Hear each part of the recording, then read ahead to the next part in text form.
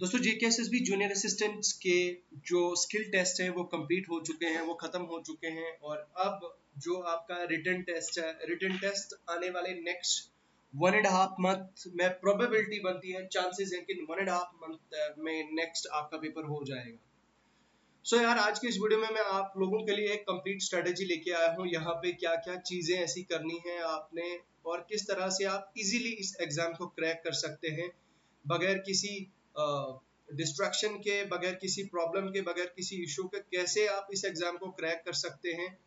तो आज की इस वीडियो में हम डिटेल में इस पे चर्चा करेंगे, आप लोगों के साथ स्ट्रेटेजी शेयर करेंगे और मैं आप लोगों से रिक्वेस्ट करना चाहूंगा कि आप इस चैनल पे पहली बार आए हैं तो चैनल को एक बार सब्सक्राइब करें।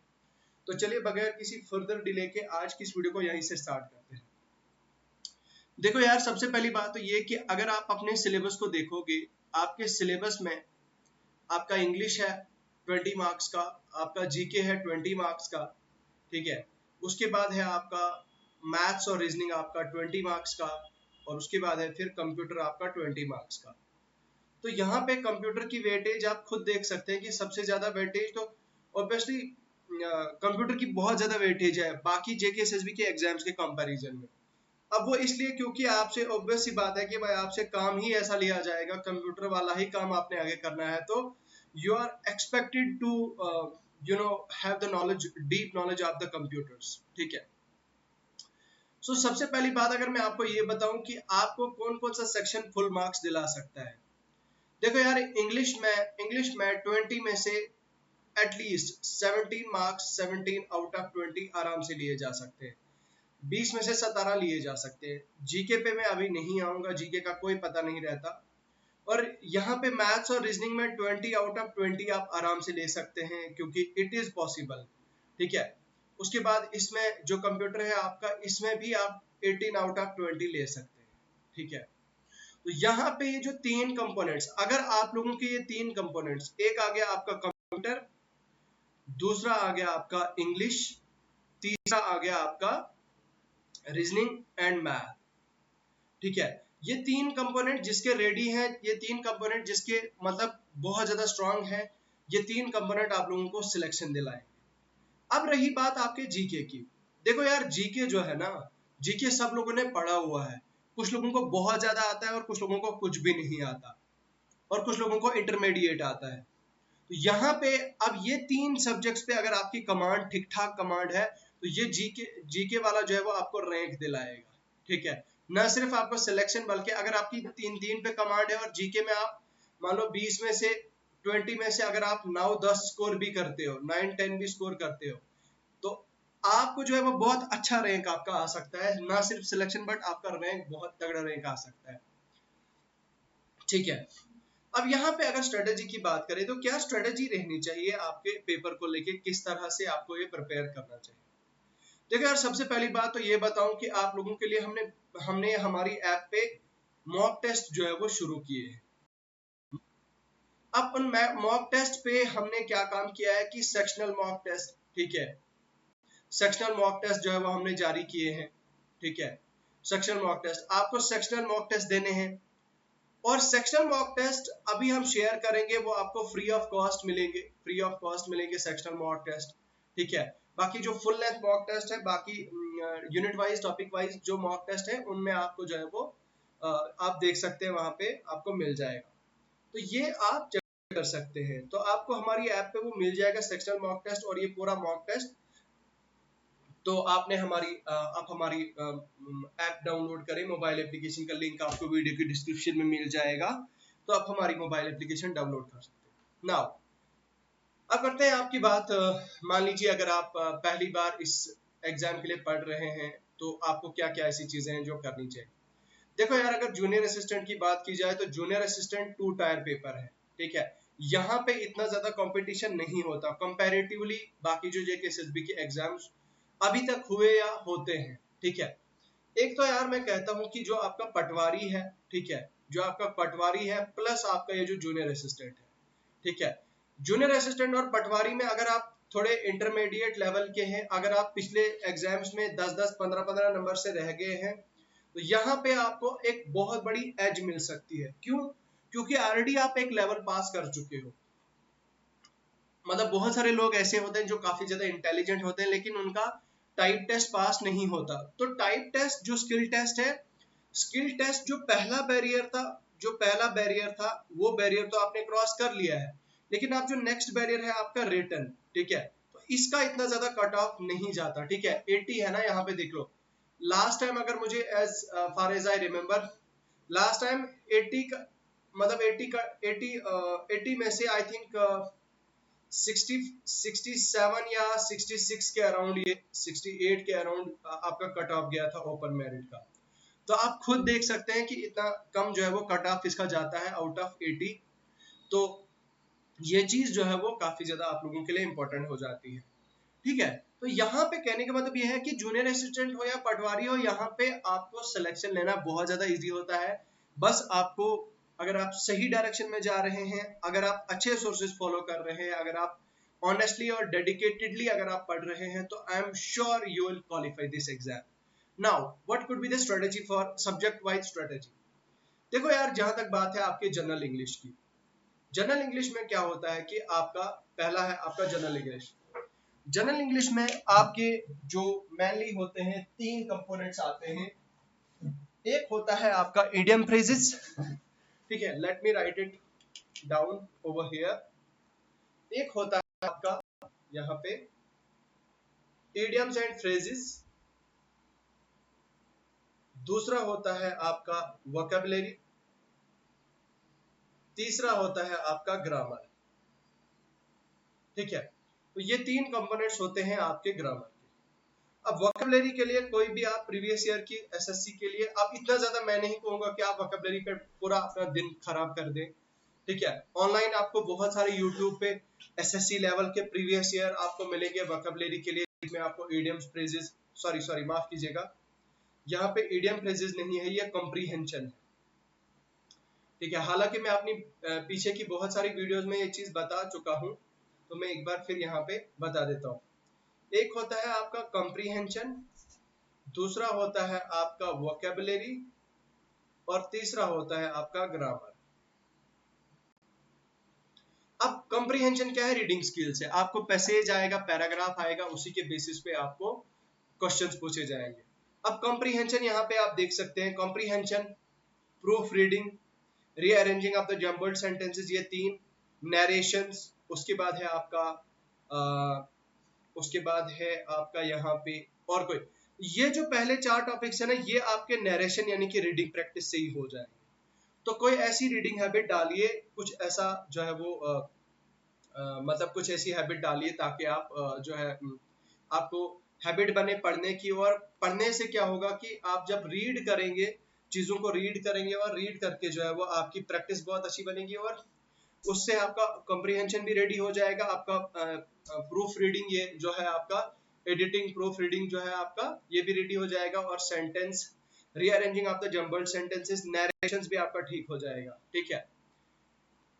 उसके बाद ओवरऑल जो आपका ग्रामर है वो रीडिंग से ही स्किल आपका जो है वो बढ़ जाता है। तो रीडिंग आप कोई भी ऑनलाइन पढ़ सकते हैं, स्टोरीज पढ़ें, आप न्यूज़पेपर पढ़ें, या इन शॉर्ट्स की ऐप आती है, ठीक है, इन शॉर्ट्स की ऐप आती है। दिन के आप अगर 20 to 25 मिनट्स भी देते हैं, जो टाइम आप बर्बाद करोगे सोशल मीडिया पे, वो अगर आप इन शॉर्ट्स पे देते हो, वो कहीं ना कहीं आपके लिए बहुत ज्यादा यूजफुल होगा। उसके बाद है आपका ये जो ग्रामर पोर्शन है, मॉडल्स है आपका, आर्टिकल्स है आपका, फ्रेजेस है, प्रोनाउंस है, होमोफोन होमोनिम्स है, क्लॉजेस, पंक्चुएशन, सिनोनिम, ये तो खैर ये तो नहीं है। उसके बाद use of preposition, active voice, passive voice.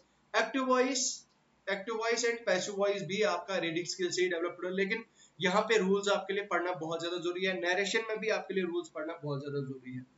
तो these are the parts of the grammar. तो ये ग्रामर का आपने जो है वो पढ़ना है बहुत अच्छे से, किसी भी सेंट्रल लेवल के एसएससी टीचर से, ठीक है, क्योंकि वो सीजीएल लेवल का कराते हैं। तो ये काफी ज्यादा यूजफुल जो है वो आपके लिए हो जाएगा कि आप ये इस लेवल का पढ़े। बाकी सिनोनिम है आपका, सिनोनिम एंटोनिम है, बाकी आपका जो भी, हाँ, ये जो पेंडिंग है आपके, ये वोकैबुलरी आपकी एसएससी लेवल की जो ऑनलाइन आपके सोर्सेज है, टेलीग्राम पे आपको पीडीएफ्स वगैरह मिलेंगी। तो रोज के जो है वो आपने पढ़ने हैं previous year questions, PYQs, idioms and phrases जो एसएससी ने पूछे हुए हैं, वही जेके एसएसबी जो है वो पूछता है। ठीक है। उसके बाद है आपका, अगर हम बात करें जीके की, तो जीके में क्या रहता है आपका कि जीके में आपका ये रहते हैं आपके current affairs.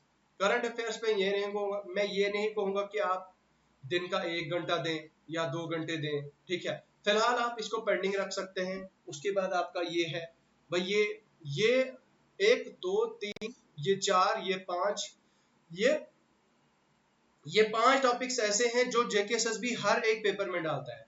And I am sure कि आप लोगों ने ये सारा कवर जो है वो कवर कर लिया होगा, ठीक है। बट स्टिल अगर आपने कवर नहीं किया है तो political and physical division of India आप यूट्यूब पे जाएं, सर्च करें, कोई भी अच्छा सोर्स से पढ़ें, नोट्स प्रॉपर बनाएं, क्या क्या है भाई। आप उस पे जो है वो यूट्यूब पे देखें, वहां से आपको, या अगर आपके पास एनसीईआरटीज भी हैं तो एनसीईआरटीज भी पढ़ें। बट मैं ये नहीं कहूंगा कि अब आप एनसीईआरटी 6 to 12 पढ़ने लग जाओ और सारा टाइम आपका बर्बाद हो जाए। शॉर्टकट्स अपनाने हैं आपने, थोड़े से शॉर्टकट्स और थोड़ी सी स्मार्ट स्ट्रेटजी से आपके जो है वो चलना पड़ेगा। यहाँ पे यूट्यूब पे जाके इन टॉपिक्स को सर्च करो, जो ऑल इंडिया लेवल का, यूपीएससी लेवल का बहुत अच्छा टीचर मिले, उससे जो है वो ये सारे टॉपिक्स को कवर करें। विद निमोनिक्स, विद ट्रिक्स, ये चीजें आपकी कवर हो जानी चाहिए। इसमें से कोई भी कंपोनेंट आपका पेंडिंग नहीं रहना चाहिए, ठीक है। उसके बाद है आपका जेएंडके जीके का है, हिस्ट्री है, इकोनॉमी, जियोग्राफी है, आपका हेरिटेज, कल्चर, टूरिस्ट डेस्टिनेशन। इसके लिए आप लोगों ने क्या काम करना है कि इससे पहली बात जो आपने करनी है वो क्या है कि आपने एक प्रॉपर सोर्स से आपने थ्योरी कवर करनी है, ठीक है। थ्योरी कवर करनी है, बहुत सारे हैं, खलील पब्लिकेशन है आपका, अरिहंत की और भी कुछ पब्लिकेशन है जिनमें जेएंडके जीके दिया हुआ है, तो वो चीज आप रेफर कर सकते हैं, ठीक है। वो चीज आप देखें। बाकी एमसी और एक चीज यहाँ पे बताना चाहूंगा कि जेएंडके के जीके की जो जितनी ऑलमोस्ट सारी बुक्स हैं जो मैंने देखी हैं, उनमें कहीं ना कहीं एरर्स हैं, ठीक है। एरर्स, वो एरर्स आपको फाइंड आउट करने की कोशिश करनी है, ठीक है। वो चीज आप जरूर देखिएगा। तो उसके बाद जो है वो थ्योरी कवर करने के बाद आपने एमसीक्यूज की ज्यादा से ज्यादा प्रैक्टिस करनी है। अगर आपका ये सारा मान लो कवर है तो आप इस पे एक तो रिवीजन करें, रिवीजन एक्टिव रिकॉल, ठीक है। एक्टिव रिकॉल का मतलब ये हुआ कि मान लो important rivers and lakes in India. अच्छा, इंडिया के रिवर्स कितने हैं, ठीक है। आपने अपनी कॉपी पकड़ी और लिखा भाई रिवर्स कितने हैं, रिवर्स की कैटेगरी क्या है, ठीक है। तो ब्रह्मपुत्र, इंडस और गंगा, ठीक है। गंगा का ओरिजिन, इसकी ट्रिब्यूटरीज, इंडस की ट्रिब्यूटरीज, गंगा इंडस का ओरिजिन, ब्रह्मपुत्र, ये आपने अपनी कॉपी पे लिख लिया। मतलब सारी चीजें, नोट्स आपके बंद रखने हैं, वो चीजें आपने लिखनी है। फिर जो चीज आप मिस कर जाओ वहां पे देखो आपकी क्या चीज भूल गई, आपको यहाँ पे देखो क्या चीज भूल गई, यहाँ पे क्या, सारा लिख लो। जब आप खत्म कर लोगे रिवर्स सिस्टम पे, फिर आप देखो कॉपी नोट्स खोलो अपने, फिर ये चीज चेक करो कि आपने कहाँ गलती की, और जब आप वो नजर मारोगे, वो याद करने की कोशिश करोगे, वो चीज आपको दोबारा कभी भूलेगी नहीं। दैट इज कॉल्ड आपका एक्टिव रिकॉल मेथड, ठीक है। उसको हम एक्टिव रिकॉल बोलते हैं। जब आप ये चीज कर लोगे, जैसे मान लो आपने एक्टिव रिकॉल कर लिया, ये चीज आपने रिवीजन कर ली, फिर आपने एमसीक्यूज लगाने हैं, जितने ज्यादा हो सकता है उतने ज्यादा मॉक टेस्ट वो है जो है वो देने। उसके बाद अगर बात आती है आपकी, जो आपका मैथ्स का सिलेबस है, नंबर सिस्टम है, परसेंटेज है, एवरेज है, प्रॉफिट लॉस है, रेशियो प्रोपोर्शन है, वर्क एंड टाइम है, तो इस पे जो है वो आपको पढ़ना है यूट्यूब से। अगर आप मुझे बताओगे तो I will bring classes for you, ठीक है। अब आप यहाँ पे बहुत सारे लोग आपको बैंकिंग लेवल का पढ़ने को बताएंगे या एसएससी लेवल, सीजीएल लेवल का, तो भाई सीजीएल लेवल का आपको पढ़ने की जरूरत यहाँ पे नहीं है, क्योंकि सीजीएल जो है वो थोड़ा हाई लेवल का पूछा जाता है। तो यहाँ पे जो आपका बेसिक है, असल में प्रॉब्लम पता क्या है, बहुत सारे हमारे जेएनके के बच्चों को क्या है कि मैथ्स नहीं आता, फिर जब वो सीधा जंप कर जाते हैं, वो हाई लेवल सीजीएल का पढ़ते हैं, वहां से जब क्वेश्चंस कराते हैं, इनके दिमाग से ऊपर से ही चला जाता है, भाग निकल जाता है कि भाई क्या बताया, क्या समझ नहीं आया। उसकी वजह से रीजन क्या होता है कि वो फेल हो जाते हैं, वो नहीं कर पाते हैं, प्रैक्टिस नहीं कर पाते हैं, उनको समझ नहीं आती है, तो वो चीज भी कहीं ना कहीं एक प्रॉब्लम हो सकती है। तो आपने क्या काम करना है कि इसके सबसे पहले बेसिक्स आपने क्लियर करने हैं, नोट्स बनाने हैं, ठीक है। पूरे प्रॉपर फॉर्मूला वगैरह सारी चीजें लिख ली। उसके बाद जिस भी टीचर से आपने पढ़ा, मान लो बेसिक, मैंने अभी तक नंबर सिस्टम सारा कंप्लीट करा लिया है, परसेंटेज के भी मैंने कुछ टॉपिक्स डाले हैं, तो आप यहाँ पे जो है वो, मैं आपको बाकी टॉपिक्स का अगर आप मुझे बताएंगे तो I will bring out the sessions for the rest of the topic, remaining topics, ठीक है। तो आप मुझे बताएंगे तो मैं डेफिनेटली आप लोगों के लिए वो रिमेनिंग और पेंडिंग सेशंस जो है वो लाऊंगा, ठीक है। तो ये हो गई इसके बारे में बात। ना ये आपने कर लिया, मान लो सोर्सेज आपने नोट्स वगैरह बना लिए, तो फिर आपने कोई भी बुक उठानी है या ऑनलाइन आपने जो है वो जाना है, टॉपिक वाइज आपने देखना है, टॉपिक वाइज आपने सर्च करना है कि कैसे आपने क्या चीज पढ़नी है, कहाँ से आपने क्या क्या पढ़ना है, तो वो चीज आप जो है वो फाइंड आउट कर लेंगे। मतलब आपने मॉक टेस्ट देने हैं, ठीक है, मॉक टेस्ट देने हैं। मॉक टेस्ट से पहले आपको प्रैक्टिस करना है, कम से कम एक टॉपिक पे, वन टॉपिक पे कितने, कम से कम 300 एमसीक्यू, कम से कम 300 एमसीक्यू जो है वो करने हैं, 300 से 400 एमसीक्यू करने हैं, फिर जो है वो जाके कहीं पे बात बनेगी, ठीक है। उसके बाद है आपका भाई रीजनिंग, तो सबसे ज्यादा इजी है यार, इसमें तो किसी को प्रॉब्लम, मतलब इसमें मैं कहूंगा कि आपको 10 आउट ऑफ 10 आने ही आने चाहिए, ठीक है। नंबर सीरीज है, लेटर सीरीज है, कोडिंग डिकोडिंग है, डायरेक्शन सेंस है, blood relation, mathematical reasoning, speed, time, distance, statement, conclusion. तो ये स्टेटमेंट कंक्लूजन यहाँ पे कुछ और नंबर सीरीज के, लेटर सीरीज, कोडिंग डिकोडिंग के कुछ टॉपिक्स मैंने करा लिए हैं, ठीक है। अब बाकी जो पेंडिंग है, ब्लड रिलेशन भी मैंने करा लिया है, पीवाईक्यू। देखो असल में मजे की बात क्या है यार, मैं एक चीज काम करूंगा, अगर आप मुझे बताओगे तो मैं आप लोगों के लिए पीवाईक्यू सेशन लाऊंगा जी, ठीक है।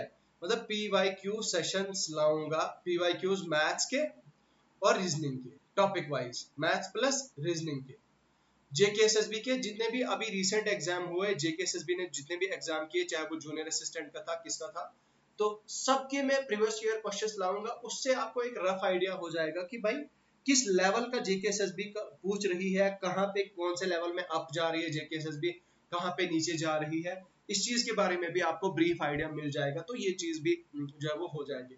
अगर आप मुझे बताओगे तो definitely I will bring the sessions for you all. देखो नंबर सीरीज, लेटर सीरीज, उसके बाद है आपका स्टेटमेंट कंक्लूजन आपका, उसके बाद डायरेक्शन, ब्लड रिलेशन, ये 4 टॉपिक्स मैंने करा लिए हैं। बाकी अगर आप मुझे बताओगे तो मैं दोबारा से आपके लिए अलग से सेशंस लाऊंगा। नाउ अब सबसे बड़ा मुद्दा है आपके कंप्यूटर्स का। कंप्यूटर्स का कुछ लोगों को आइडिया नहीं होता कि कहाँ से पढ़ें, क्या चीज करें, तो कंप्यूटर के लिए मैं आपको कहूंगा कि एक स्ट्रॉन्ग सोर्स रखें आप, सबसे पहली बात, ठीक है।